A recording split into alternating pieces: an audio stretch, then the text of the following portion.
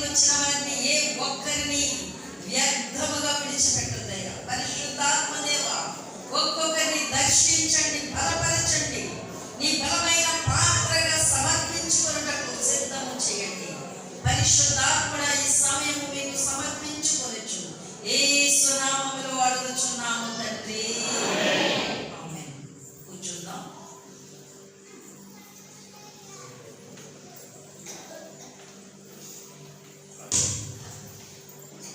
మీకందరికీ ప్రభు నామములో నా శుభవందనాలు. అందరికీ ప్రైజ్ ది లార్డ్. దేవుడు మనకి దయచేసిన ఇంత గొప్ప శ్రేష్టమైన సమయం మనకెంతో ఆశీర్వాదకరమైనది. దేవుడు గొప్పవాడు అని చెప్పడానికి ఏమైనా మనకు అనుమానం ఉందండి? సందేహం ఉందా? చెప్పండి. ఎందుకంటే కీర్తన వాక్యంలోనే మనం నేర్చుకున్నాము. ఎన్నో కీర్తన? 126వ కీర్తనలో ఏమని నేర్చుకున్నాం? గొప్ప అనే మాటలో ఏముంది? యెహోవా మన కొరకు అనండి గొప్ప కార్యములు చేసి ఉన్నాడు. మనము సంతోష భరితులమైతిమి.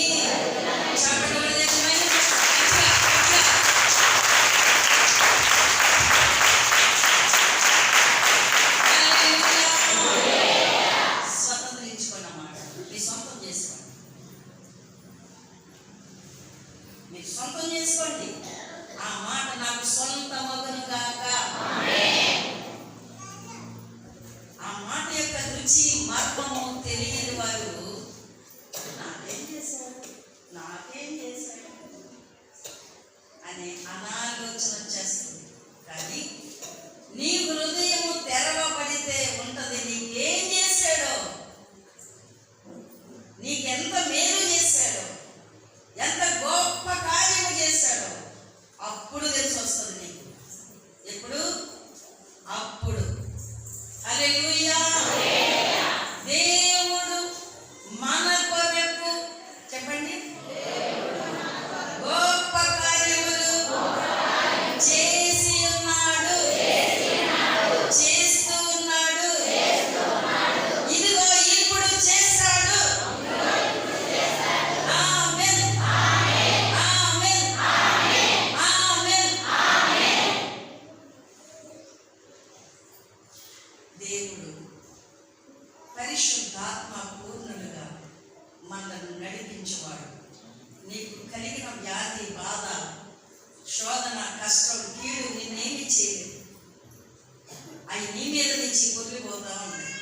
ఆయన అనుకున్నాడంట, సముద్రం ఒడ్డుకి వెళ్ళి తవల పట్టుకుని సబ్బు పట్టుకుని వెళ్ళి నిలబడ్డాడట. ఓ పెద్ద మనిషి అక్కడికి వచ్చి అన్నాడంట, ఏమయ్యా ఎక్కడ ఉండిపోయావు? నేను చాలాసేపు చూస్తున్న దారిని వెళ్తూ 2-3 కిలోమీటర్లు అక్కడికి వెళ్ళి వచ్చాను, మళ్ళీ ఇటు వస్తున్నాను, ఎక్కడ ఉన్నావు, ఏమైంది ఏంటంటే, అలలు పొంగు తగ్గాక స్నానం చేద్దామని చూస్తున్నానయ్యా అన్నాడట. ఏం తగ్గాక?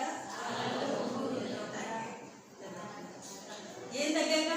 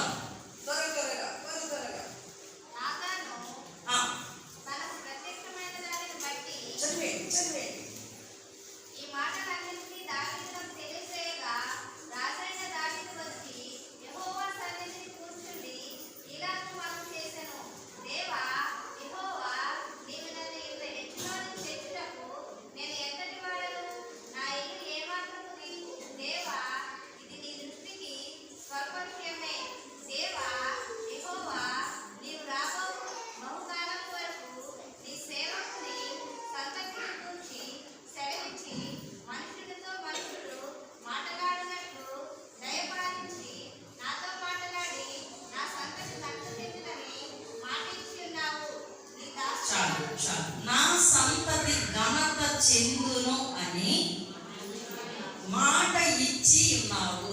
దేవుడు మాట ఇచ్చినప్పుడు నెరవేర్చగలడా? చెప్పండి. మనము మాట ఇచ్చినప్పుడు నెరవేర్చగలుగుచున్నామా? చెప్పాలి, మాట్లాడండి. దేవుడు మాట ఇచ్చి నెరవేర్చగలడు. నమ్మిన వారి దేవుని స్తోత్రం చేద్దాం. దావీదుకు దేవుడు మాట ఇచ్చాడు, నెరవేర్చి తీరాడు. నీవు మాట ఇచ్చావు ఎవరికి? దేవునికి. నీ మాటను నీవు నిలబెట్టగలుగుతున్నావా? ఒకటి, అది ఫస్ట్ పాయింట్. రాసుకోండి, జాగ్రత్తగా రాసుకోండి, హృదయంలో రాసుకోండి. హృదయం అనే పలక మీద ఇలా చూడాలి. నా వైపే స్ట్రైట్గా ఉంటే మీకు మంచిది, మీకు మంచిది. చూడండి, దావీదుతో దేవుడు ప్రమాణం చేశాడు, మాట ఇచ్చాడు, నీ సంతతి వారికి నేను ఆశీర్వాదాలు ఇస్తున్నాను అని. ఆ 17వ అధ్యాయంలోనే చూడండి 13వ వచనం. మరొకరు చివరి ఇంకా చివరి ఉన్నవారు చదవండి. 13వ వచనం. నేను అతనికి తండ్రినై ఉండును, అతడు నాకు కుమారుడై ఉండును. నీకంటే ముందుగా ఉన్న వానికి నా కృపను నేను చూపక మానినట్లు అతనికి నేను నా కృపను చూపక మానను. హల్లెలూయా. మన దేవుడు కృప చూపే దేవుడు, తోడై ఉండే దేవుడు. నీ గుండె చేసుకుని చెప్పు, దేవుడు నాకు తోడై ఉన్నాడు. చెప్పండి, దేవుడు అనండి, దేవుడు నాకు తోడై ఉన్నాడు. దేవుడు మనకు ఎల్లప్పుడూ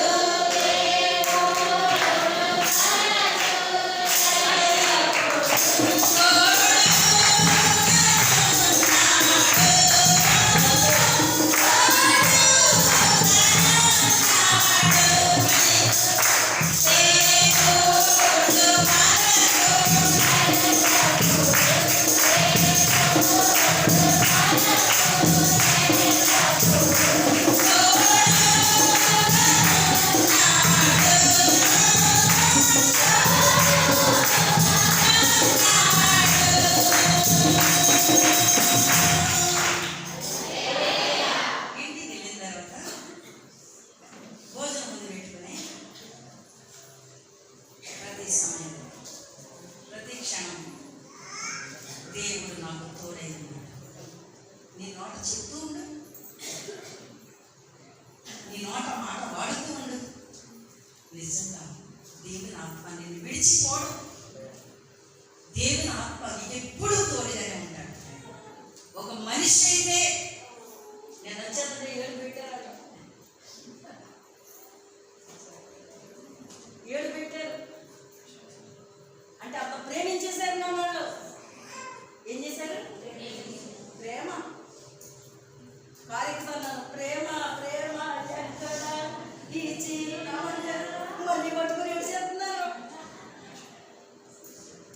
యేసయ్య ప్రేమ అంత గొప్పది. తల్లి మరచిన గాని తల్లి విడిచిన గాని నన్ను విడువనన్న ప్రేమ.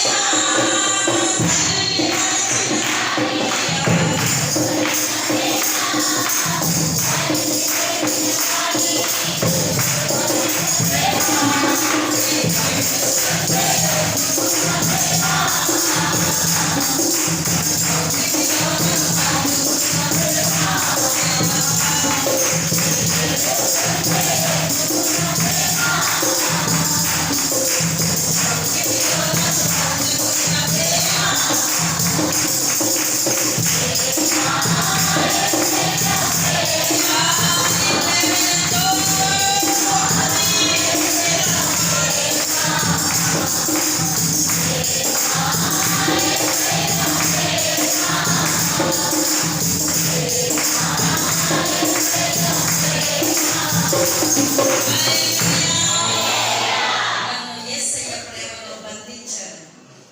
మనుషుల ప్రేమలో కాదు, యేసయ్య ప్రేమలో నన్ను బంధించాడు.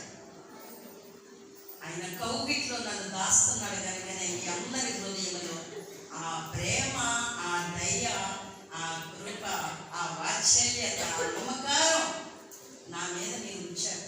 లేకపోతే నేను ఎంతటి దాన్ని. దావీదు అంటాడు, నేను ఏ పాటి వాడను, ఏ మాత్రపు వాడను, నా ఇల్లు ఏ పాటిది. ఎంత మంచి మాటలు, తగ్గింపు హృదయం. నిజంగా అలాంటి మనస్సు మనలో ఉంటే చాలా ఆరోగ్యముగాను ఉంటాం, సంతోషముగాను ఉంటాం. కడుపు నిండా మత్సరమో, కుళ్ళో, అసూయో, స్వార్థమో పెట్టుకుంటే నీ మొక్కు ఎండిపోయి యాపిల్ కాయలాగా అయిపోతావు. తెలుసా? యాపిల్ కాయని చూసారు కానీ ఎండిపోయిన కాయని వాడిపోద్ది. దాని చర్మ ఒక నిగలాడే చక్కని కలరు అలాగా ముడుచుకుపోద్ది. ఇంటికి ఒక కాయ దాయండి, ఒక 15 రోజులు చూడండి దాని పోలికలు ఎలా ఉంటాయి. మీ ముఖము, మీ కళ, మీ బుద్ధి అలా మారిపోతుంది. నీలో నిఘాయింపు రావాలి, మంచి మెరుగు రావాలి, మంచి కళ కనబడాలి. అదే జీవ కళ. వాడిపోయి ఓడిపోయినట్టుగా నీ ముఖం పెట్టకూడదు, నీ కుటుంబం అలా ఉండకూడదు, నీ మాటలు అలా ఉండకూడదు. దేవుడు దయగల దేవుడు. దేవుడు నీతో, నాతో, మనందరితో మాట్లాడే దేవుడు. దేవుడు సెలవిస్తున్నాడు. చదివిన 13వ వచనంలో చెప్తున్నాడు చూడండి, నేను అతనికి తండ్రినయ్యుండును. అంతే. మన దేవునికి మనకున్న బాంధవ్యం అదే. అర్థం మించి అక్కర్లేదు. మన నాన్న దగ్గర ఉన్న ఆస్తిపాస్తులన్నీ మనయే. ఏమన్నా ఎందుకు నీ తర్వాత ఇది ఎవరు అనుభవించాలి? నీ కొడుకుగా నేను కాదా అని వీధిలో నిలదీయడానికి హక్కు ఉంది కొడుక్కి. హల్లెలూయా. ఉందా లేదా హక్కు? అధికారం ఉందా లేదా? వీడు ఎలా తిరిగినాను నాన్న మాత్రం ఏం చేయాలి? తలగట్టుకుని ఆస్తంతా రాశారు. ఎవరికి? ఆ కొడుకు ఎలాగోడో, తాగుపోతాడో, తిరిగిపోతాడో, ఏదో కొడుకు. ఈ లోకంలో ఆ కొడుకు. కానీ ఈ కొడుకు అలాంటి వాడు కాదు. బుద్ధి కలిగిన కుమారుడు, జ్ఞానము కలిగిన కుమారుడు, తెలివైన కుమారుడు, దేవునికి భయపడే కుమారుడు, దేవుని ఘనపరిచే కుమారుడు, దేవునికి భయపడి లోబడి దేవుని ఆజ్ఞలను అనుసరించు కుమారుడు. ఆ కుమారుడు అలాంటివాడైతే తండ్రి ఏడుస్తూ ఉంటాడు. ఈ కుమారుడు ఎలాంటివాడైతే తండ్రి నవ్వుతూ ఉంటాడు.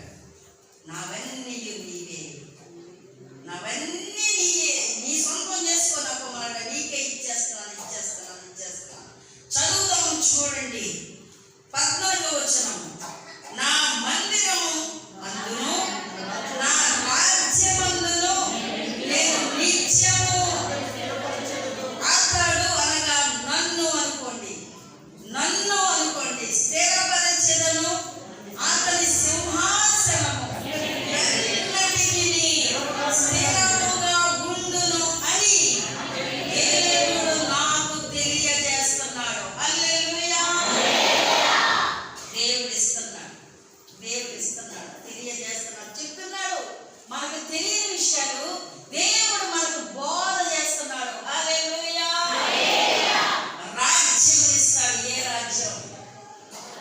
రాజ్యం కావాలి మనకు? యేసు ప్రభు వారట 40 దినాలు ఉపవాసం ఉంటే ఒక ఎత్తైన చోటుకి తీసుకెళ్ళిపోయినట్టు అపవాది ఆకలితో ఉండగా యేసు ప్రభు వారు వెళ్ళారు, తీసుకెళ్ళిన చోటుకు వెళ్ళారు.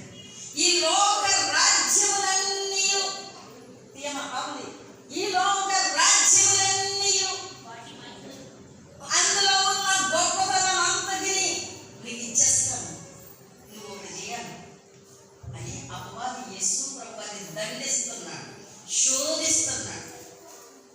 బాగా వినండి, మనకు కూడా ప్రతి క్షణము దండింపు, శోధన ఎదురవుతుంది.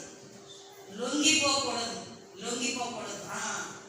రమ్మంటే కొత్త పెట్టి ఇదో దండన నీకు ఆటలో రమ్మంటారు, ఏమన్నా చెప్తారు. అలాగే కూర్చుంటారు. మనం పెట్టింది తిన్నవే కదా. ఏం పడాల పని? మనం పెట్టింది తిన్నవే. దేవుని బిడ్డలమైన మనము చెడు ఆలోచనతో ఉంటే నీ మచ్చను, ఎముకలకు కుళ్ళుగా క్యాన్సర్ కంటే భయంకరమైన బుద్ధి అది నీలో ఉంటే నీవు అభివృద్ధిలోకి రావు, క్షేమముగాను ఉండలేవు, ఆశీర్వాదాలు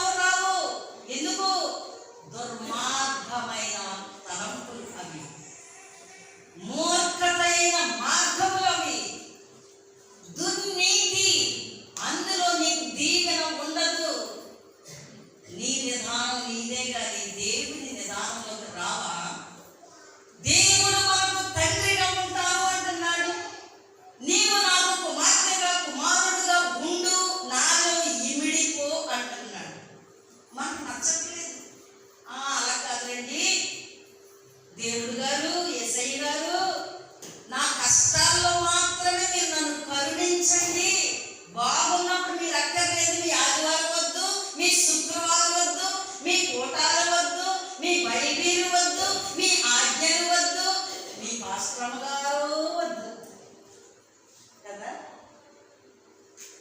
అవునా? అలాగా అదా మీకు న్యాయం? అదా మీకు తెలివి?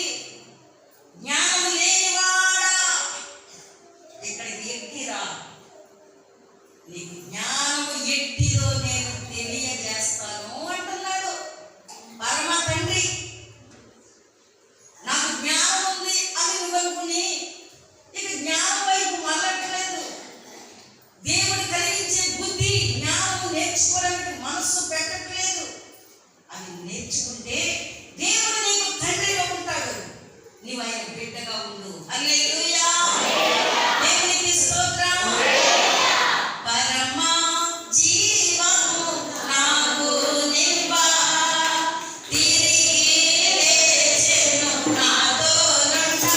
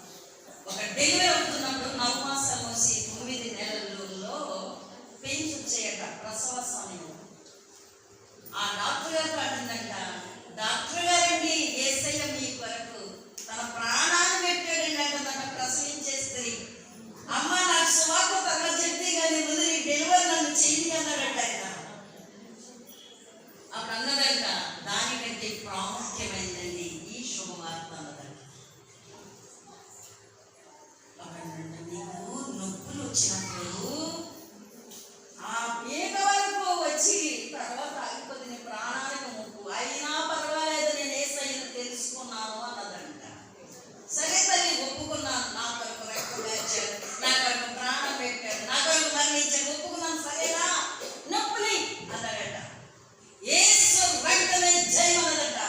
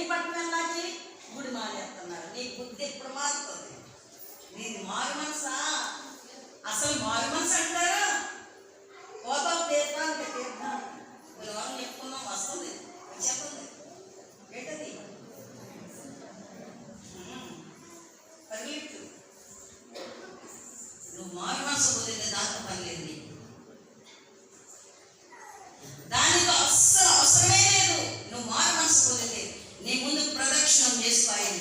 ఆయన ప్రత్యక్షపరచుకో. నా యేసయ్య నా కొరకు సిలువలో ప్రాణం పెట్టాడు. బొమ్మలు ఏమవుతుంది నీకు? అక్కడికి వెళ్ళి గుంజీలు కుస్తీలు తీస్తే ఏమవుతుంది నీకు? ఏమొస్తుంది? ప్రయాస తప్ప.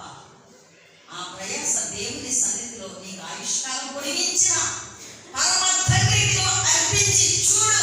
ఎంత బలం వస్తుందో, ఎంత ధైర్యం వస్తుందో, ఎంత ఆరోగ్యం వస్తుందో, ఎంత ఆయుష్కాలం పొడిగించబడుతుందో ఆయనలో చూడు. ఆయన మనల్ని ప్రేమిస్తాడు. 1000 సంవత్సరాల వరకు కృప చూపిస్తాడు. దేవుని నువ్వు ప్రేమిస్తున్నావా? దేవుని నీవు ఆరాధన చేస్తున్నావా? 1000 తరముల వరకు కృప చూపే దేవుడు నీకు తండ్రిగా ఉంటాను అంటే నువ్వేమంటావు? బొమ్మ చుట్టూ తిరుగుతాను, కొండల చుట్టూ తిరుగుతాను, కోవిల చుట్టూ తిరుగుతాను, అది చేస్తాను, ఇది చేస్తాను, ఆ అభిషేకం ఈ అభిషేకం. ఏ అభిషేకాలలో నీ పరలోకి వెళ్తావు? నీకు ఏ అభిషేకం కావాలి? కుంభాభిషేకం కావాలి అంటే ముందుగా అమ్మ కూర ఉండేసి ఆ నిత్యం కూర్చోడమే. పాలాభిషేకం అంటే తెలుసా? పాలెట్టుకెళ్ళి ఆ పాలకాయలు ఎత్తుకొని చొప్పాడమే. పుష్పాభిషేకం తెలుసా? ఓ బండి పువ్వులు ఎట్టుకుని ఆ పువ్వులు ఎత్తుకొని పోసాడు. మరి ఏ అభిషేకం? ప్రేమాభిషేకం, తైలాభిషేకం, ఆత్మాభిషేకం, అగ్ని అభిషేకం. ప్రేమాభిషేకం, తైలాభిషేకం, ఆత్మాభిషేకం, అగ్ని అభిషేకం. నీ ప్రేమ దీపం ఆరిపోకుండా అంతము వరకు వెలగాలి. ఆత్మ తైలం పోసి ఎగదోయుమయ్యా, మండాలి రగలాలి దీపం. ఆ దీపం ప్రభు రాక వరకు గాలికి ఎగిరిపోకుండా, ఏ గాలి వచ్చా దీపాన్ని ఆగిపోయకుండా కాపాడుకోవాలి. ప్రేమ పోతే ఇంకెవ్వరూ ఏమి చేయలేరు. పరిశుద్ధాత్ముడు నీలో నుండి తొలగిపోతే నిన్నెవరు ఆదరించలేరు. కాపాడుకోండి. పరిశుద్ధాత్మ అభిషేకాన్ని కాపాడుకోండి. హల్లెలూయా. 2 చేతులు ఎత్తుదామా? నవ్వు చెప్పండి, సంతోషంగా చెప్పండి, దేవునికి భయపడుతూ చెప్తాం. దేవుడు గొప్పవాడు. నీకు నాకు గొప్ప కార్యములు చేస్తూనే ఉన్నాడు. మర్చిపోకుండా వాక్యాన్ని చేస్తూనే ఉన్నాడు. అప్పుడు చేశాడు, ఇప్పుడు చేశాడు, ఇంకా చేస్తూనే ఉన్నాడు. నా దేవుడు గొప్ప కార్యములు చేస్తున్నాడని గుర్తించి దావీదు దేవునికి అప్పగించుకున్నాడు తన ప్రాణాత్మ శరీరములను. ఇప్పుడు దేవుడు మాట్లాడుతున్నాడు. నేను నీకు తండ్రినయ్యా, నీవు నా కుమారుడు, నీకు కృప చూపుతున్నాను, నీవు నాకు లోబడ్డావు, నన్ను ప్రేమిస్తున్నావు, నాకు భయపడుతున్నావు అని ఇందు మూలమున నాకు తెలుస్తుంది అని అబ్రాహాముతో కూడా మాట్లాడాడు. హల్లెలూయా. ఎందుకంటే చాలా మందికి దేవుని మీద ఉన్న ప్రేమను బట్టి, మక్కువను బట్టి కొన్ని సంఘాల్లో నేను చూస్తాను, కొన్ని స్థలాల్లో అలాగే షాప్కి వెళ్ళామండి, మందిరానికి కావాల్సింది అక్కడ దొరికింది, తెచ్చిస్తానంతే. ఎన్నో వాయిద్యాలు ఉంటాయి, ఎన్నో ఇన్స్ట్రుమెంట్స్ ఉంటాయి, సంగీతానికి అందించేవి ఎన్నెన్నో సాధనాలు ఉంటాయి. వాటిని కొనడానికి వారి ఆత్మ ప్రేరణ బట్టి అవి తీసుకొచ్చి మందిలో పెట్టి దేవుని గణపరుస్తూ ఉంటారు. కంజరిగా, తాళాలుగా, గా, డ్రమ్స్గా, త్రిబులు, లేకపోతే డబలు డ్రమ్స్, ఇలాంటివి ఎన్నో. అంటే ఇప్పుడు నాకు అర్థమైంది ఏంటంటే, భక్తుడైన దావీదు గొర్రెలను మేపుకుంటూ పొలాల్లోకి వెళుతూ గొర్రెలను పచ్చికలను తోలుకెళ్తూ అతనికి ఒక అలవాటు ఉంది, సితార వాయించడం. వాయిస్తూ పాట పాడుకోవడం. ఆ వాయించడంలో, ప్రార్థించడంలో, ఆ పాట పాడడంలో తన గొర్రెలను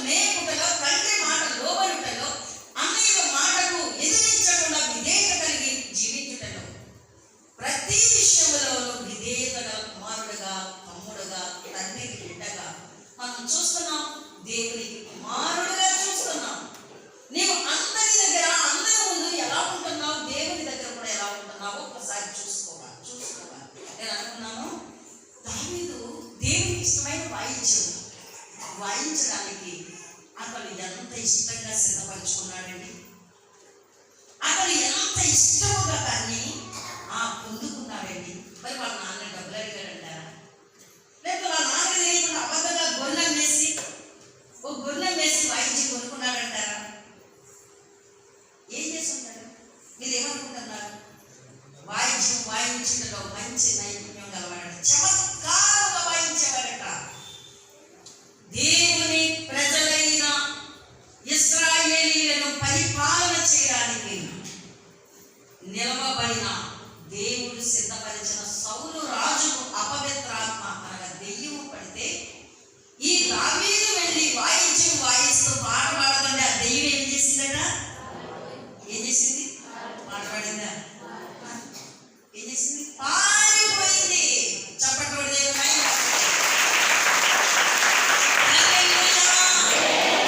నీలో ఉన్న అపవిత్రాత్మ తొలగిపోవాలంటే దేవునికి పాట పాడుతూ వాయిస్తూ స్తుతించు. అది ఇంట్లోనా, మందిరములోనా, నీ హృదయములోనా, ఎప్పుడైనా ఎక్కడైనా దేనికి ఆటంకం లేదు.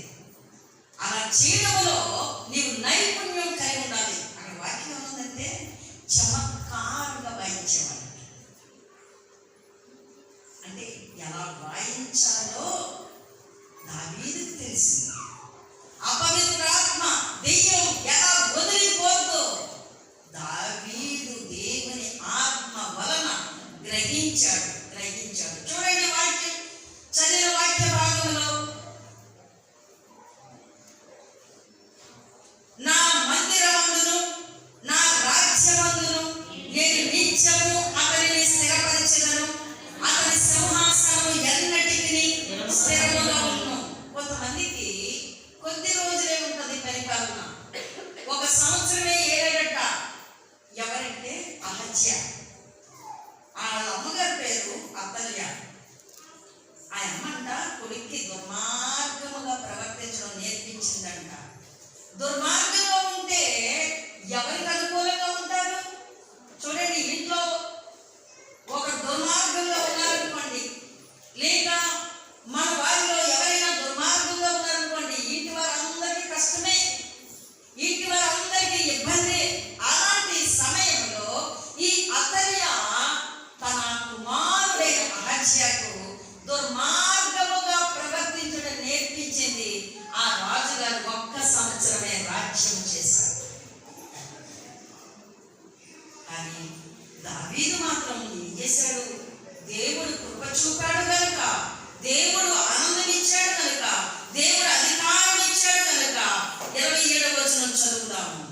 ఇప్పుడు నీ దాసుని సంతతి నిత్యము నీ సన్నిధిని ఉండునట్లుగా దానిని ఆశీర్వదింప అనుగ్రహించుచున్నావు యెహోవా. నీవు ఆశీర్వదించిన ఎడల ఎన్ని సంవత్సరాలైనా, ఎన్ని తరములైనా అది ఎన్నటికీ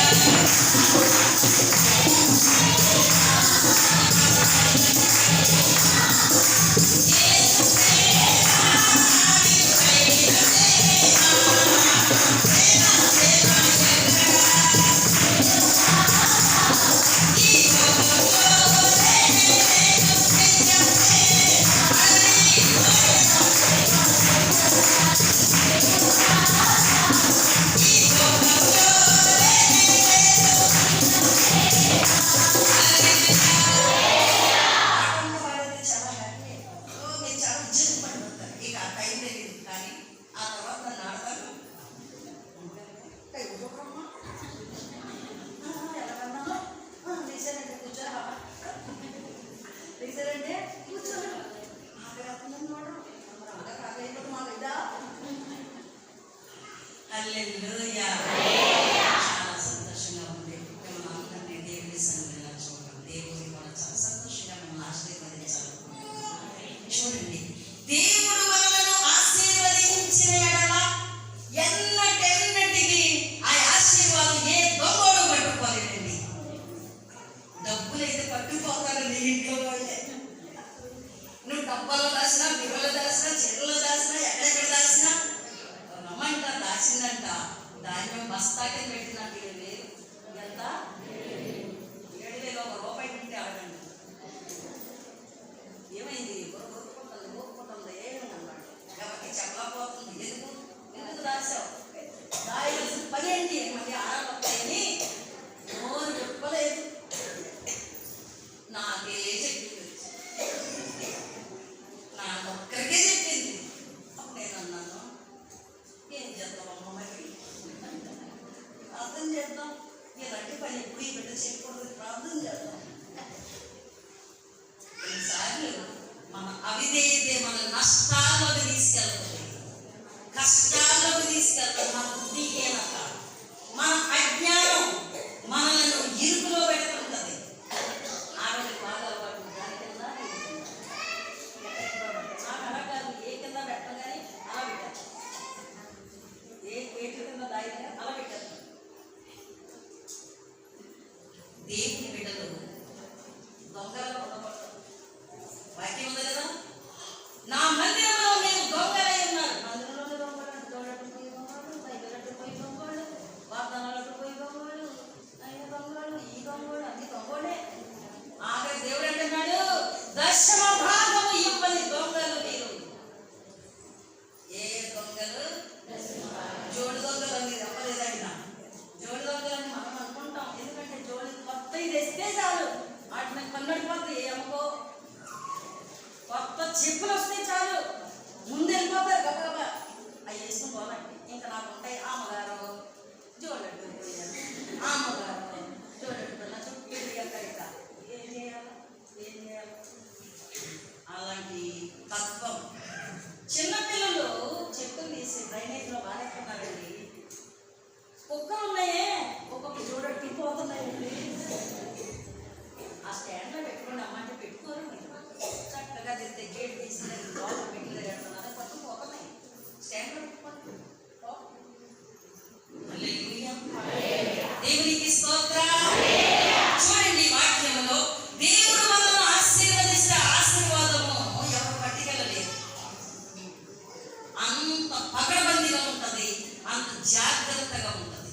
ఎందుకంటే మన దేవుడు కృపగల దేవుడు, దయగల దేవుడు, కరుణ వాత్సల్యత గల దేవుడు, కృప సత్య సంపూర్ణుడు కనుక ఆ దేవుని దగ్గర ఆశీర్వాదం ఇచ్చినట్టే చెరక తీసుకోడు. నువ్వే పోగొట్టుకుంటున్నావు, నువ్వే పారేసుకుంటున్నావు, నువ్వే జాగ్రత్త చేసుకోలేకపోతున్నావు.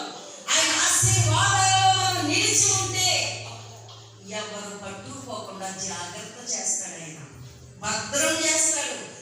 మనకు కూడా చెప్తున్నాడు, జాగ్రత్తగా దాసుకోమ్మా, నా మాటలు నీ హృదయంలో గట్టిగా పట్టుకో, పట్టుకొన నిమ్ము, అలా దాసుకో. అవి వెండి కంటే, బంగారం కంటే, కోరదగిన మాటలు, తేనె కంటే, జుంటే తేనె దార కంటే మధురమైన మాటలు. దాసుకో, సొంతం చేసుకో, స్వతంత్రించుకో. దేవుడు మనల్ని కోరుకుంటున్నాడు. చూడండి, ఈ విధముగా దేవుని ఆశీర్వాదము మన మీద మనకు ఉంటే మనమేం చేస్తున్నాం? ఈ ఆశీర్వాదాలను ఎలాగా భద్రం చేసుకోగలుగుతున్నాం? 20 ఓకే స్తోత్రం. దేవుని వాక్యం చూడండి, 26వ అధ్యాయంలో 26వ అధ్యాయంలో దేవుని వాక్యం సెలవిస్తుంది. హల్లెలూయా. ఎక్కడంటే 2వ దినవృత్తాంతముల గ్రంథంలో, 2వ దినవృత్తాంతముల గ్రంథము దేవుని ఆశీర్వాదం ఎలా ఉంటుంది అనేది మనం చూడొచ్చు. 26వ వచనము, దేవుని ప్రత్యక్షత విషయమందు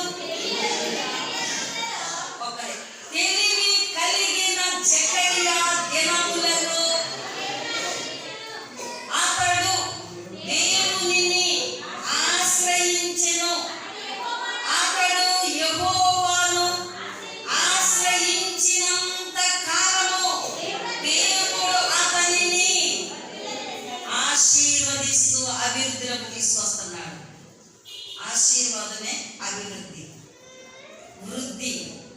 బలాభివృద్ధి, ఓ గొప్ప దీవెన, ఫలభరితం.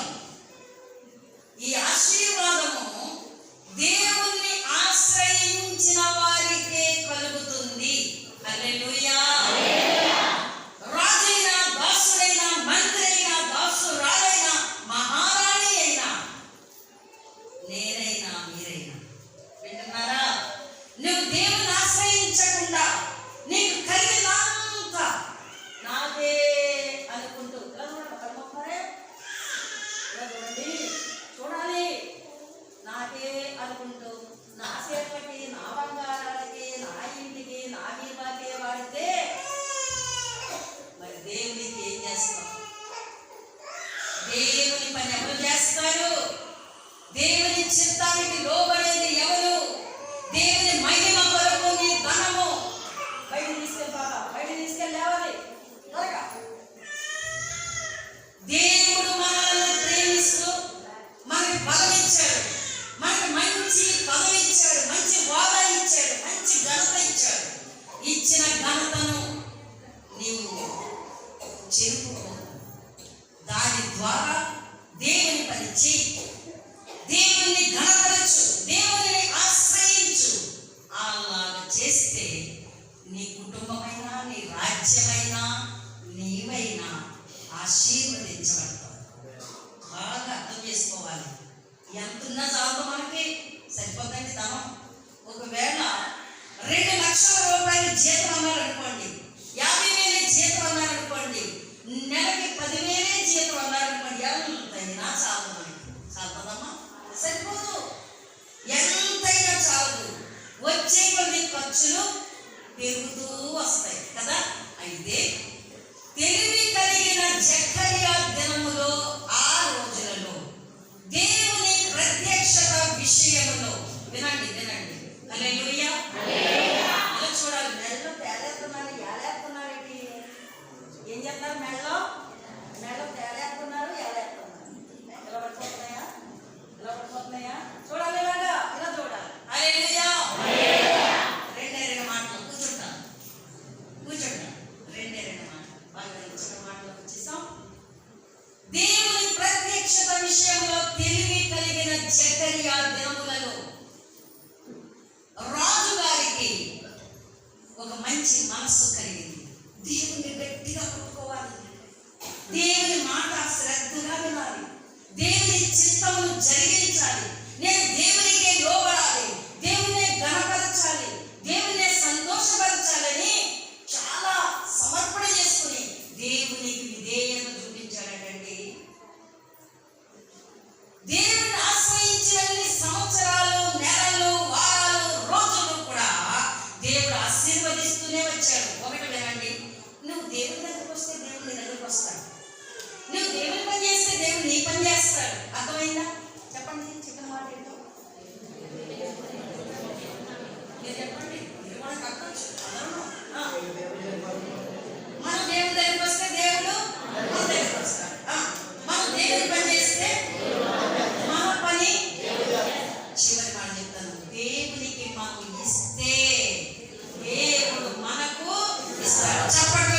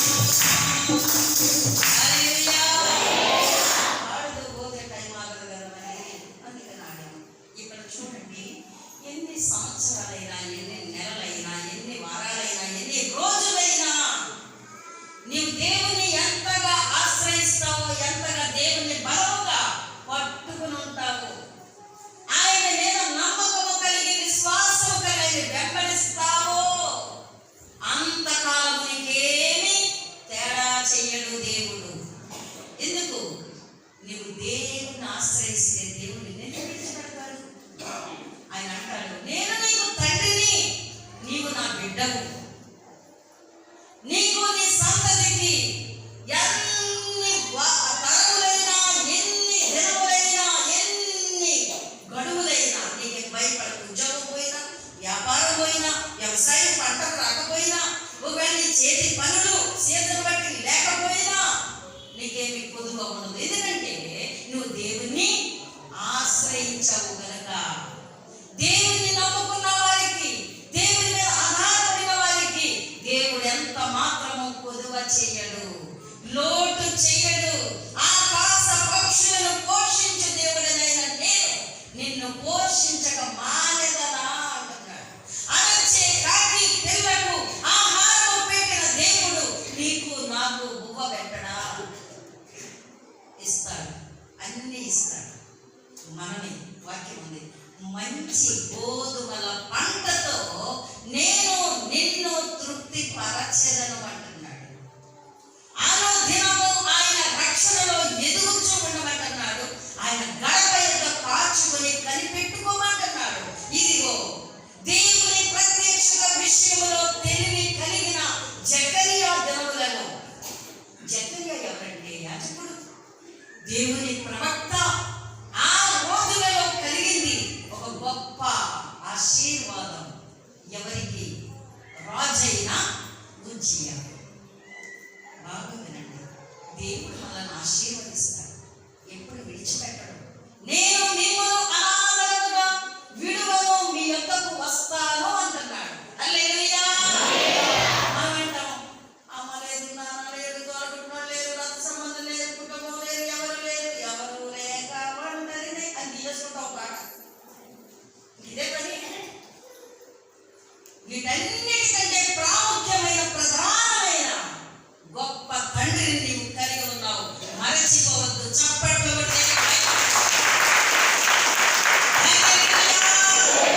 ఎవరు ఉన్నా లేకున్నా యేసయ్య నీకు తోడుగా ఉన్నాడు. నీకు తండ్రిగా ఉన్నాడు. భయపడకు, దిగులు పడకు, బెగ పెట్టుకోకు, చింతించకు. దేవుణ్ణి నీవు తండ్రిగా చూడు. ఆయనకు బిడ్డ వైపు, ఆయన చేతిలో, ఆయన కౌగిట్లో ఇమిడిపో, సరెండర్ అయిపో, లొంగిపో. నీవే నాకు దిక్కు, నీవే నాకు ఆధారము అని చెప్పు, నోరార చెప్పు, హృదయంలో అంగీకరించు. అప్పుడు చూడుంటది. ఇక్కడ ఏం జరిగిందంటే, యెహోవాను ఆశ్రయించినంత కాలము కూడా రాజు ఏమొచ్చింది చెప్పండి? అక్కడ ఏమనుంది? ఏమి తేడా లేదట. ఎప్పుడైతే సన్నిధి మానేస్తావో, ఎప్పుడైతే ప్రార్థన చేయవో, ఎప్పుడైతే పెద్దల లేదు, యాత్రలో, తీర్థయాత్రలో, ఆ శిఖాలు, ఈ శిఖాలు, ఆ పిక్నిక్ అంట, ఆదివారం ప్రభు సన్నిధానంలో గడపవు. నీ విశ్వాసము బలపరుచుకోవడానికి కనీసం శుక్రవారం ఒక్క పూట అయినా తల స్నానం చేసి దేవుని సన్నిధిలో ఉపవాసంతో కనిపెట్టవో, అప్పుడు పట్టుకుంటది మనకు ఏంటి? అప్పులు సమస్యలు. అప్పుడెంతటి మీకు అప్పులు ఉన్నాయా? మీకు ఉద్యోగం లేదా? మీ వ్యాపారంలో లాభం లేదా? ఇంకా ఎన్నటికి ఫోన్ నెంబర్ తీసుకుంటా, నేను చాలా అప్పుల్లో ఉన్నాను, ఏం చేయమంటారు? ఇవన్నీ వస్తాయి. నేను చాలా సమస్యల్లో ఉన్నాను, నన్ను ఏం చేయమంటారు? అమ్మ మీ అడ్రస్ ఎక్కడ? మేము వస్తాం, వచ్చి యంత్రం కడతాం, రాగి యంత్రం, బూడిద గుమ్మడికాయ, నిమ్మకాయ, ఆ గోడ తీసే, ఈ బొమ్మను తీసే, ఈ తలుపు తీసే, ఈ గేట్ తీసే, అంతే. ఆ బోధన వెళ్ళిపోతావు. చివరికి నీ బ్రతుకు భ్రష్టత్వంలో వెళ్ళిపోతే ప్రార్థన కూడా వెళ్ళండమ్మా, పోతే పోతేగా భక్తి పోతే, సారం పోతే, శక్తి పోతే, ఆత్మ పోతే, చివరికి మనం మిగిలేది భ్రష్టలు అయిపోతాం, భ్రష్టులు అయిపోతాం. అలాంటి అవిశ్వాసంగా ఉండడానికి కాదు దేవుడు మనల్ని ఏర్పాటు చేసుకున్నది. బలమైన ఆయన కుమార్తెగా, కుమారుడుగా ఉండాలని కోరుకుంటున్నాడు. ఉంటావా? ఉంటావా? ఉజ్జయరాజుకి ఏమీ తక్కువ లేదు. బాగుంది, బాగుంది, బాగుంది, చాలా మంచిదే కదా. దేవుని ఆశ్రయించు, దేవుని వెంబడించు, దేవుని పాదాలు పట్టుకుని వాక్యమును నెరవేర్చు. దేవుడు నిన్ను నన్ను వాడుకోవాలనుకుంటున్నాడు. నిన్ను నన్ను ఆశీర్వదించి అనేకుల ముందు గొప్ప కార్యములు చేయాలని ఆయన ఉద్దేశమై ఉన్నది. నువ్వు ప్రభు సన్నిధికి మత్తులో ఉండవు, అజాగ్రత్తగా ఉండవు, నిర్లక్ష్యం